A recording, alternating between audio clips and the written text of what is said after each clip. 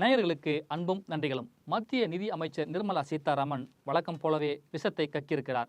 மத்திய பட்ஜெட்டில் தமிழ்நாடு என்ற பெயரே இல்லாமல் வாசித்த பெருமைக்குரியவர்தானே நிர்மலா சீதாராமன். உத்தரப்பிரதேசத்துக்கும் பீகாருக்கும் அள்ளி அள்ளி கொடுத்துட்டு தமிழ்நாட்டு மக்களை கிள்ளுக்கீரையாக நினைத்து தமிழ்நாட்டை வஞ்சித்தவர். தமிழ்நாடு என்ற வார்த்தையே இல்லாமல் பட்ஜெட் தாக்கல் செய்துவிட்டு கூச்சமே இல்லாமல் எப்படிதான் தமிழ்நாட்டிற்கு வந்து பட்ஜெட் விளக்க கூட்டத்தில் பங்கேற்க முடிகிறதோ தெரியவில்லை. பேரிடர், கல்வி நிதி என எதுவுமே தராமல் தமிழ்நாட்டிற்கு வந்து நிற்கிறோமே என உங்கள் உடல் கூசவில்லையா? இவ்வளவு பணம் நாங்கள் கொடுக்கிறோம், நீங்க என்ன தருகிறீர்கள் என்று இவர்களின் ஜனரஞ்சகமான வாதமே தவறு, குதர்க்கமாக பேசுகின்றனர் என சொல்லியிருக்கிறார் நிர்மலா சீதாராமன். திருமணத்தில் பங்கேற்க வரும் நண்பர்களும் விருந்தினர்களும் மொய்யோ பரிசுகளோ தரும்போது அதனை அவர்கள் வீட்டு திருமணத்திற்கு திருப்பி செய்யும் நாகரிகம் கொண்டது தமிழ்நாடு. எங்களிடம் இருந்து வசூலித்த பணத்திற்கு எங்களுக்கு திருப்பி செய்ய வேண்டுமே என்ற மனசாட்சி கூட இல்லாமல் பேசியிருக்கிறார் நிர்மலா சீதாராமன். வரி கட்டுகிறோம், எங்களுக்கான நிதி தேவையை பூர்த்தி செய்யுங்கள் என்று சொல்லுவது தவறாம்.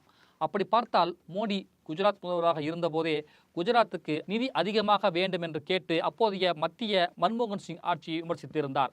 குஜராத் முதல்வராக மோடி இருந்தபோது 2012 டிசம்பர் 6ஆம் தேதி பதிவிட்ட ட்விட்டில் குஜராத் மக்கள் 60,000 கோடி ரூபாயை அனுப்புகிறார்கள், அதற்கு ஈடாக என்ன திரும்ப வருகிறது, குஜராத் பிச்சைக்காரர்கள் மாநிலமா என கேள்வி எழுப்பினார்.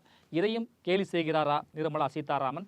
நாட்டிலேயே அதிகமாக வரி செலுத்தும் ஒரு மாநிலம் தங்களுக்கு தேவையான நிதியை பெறக்கூட போராட வேண்டியிருக்கிறது. மாநில பட்ஜெட்டுகளை மாவட்டங்களுடன் ஒப்பிடும் அளவுக்குத்தான் இந்திய நாட்டின் நிதியமைச்சரின் அறிவு இருக்கிறது எனும்போது அதிர்ச்சிதான் ஏற்படுகிறது. எங்களுக்கு நிதி நிர்வாகம் நன்றாக தெரியும், நன்றாக வளர்ந்த மாவட்டங்களை முன்மாதிரியாக வைத்து பின்தங்கிய மாவட்டங்களை சேர்த்து முன்னேற்றி வருகிறோம். அதனால்தான் தமிழ்நாடு எல்லாவற்றிலும் முதன்மை மாநிலமாக விளங்குகிறது.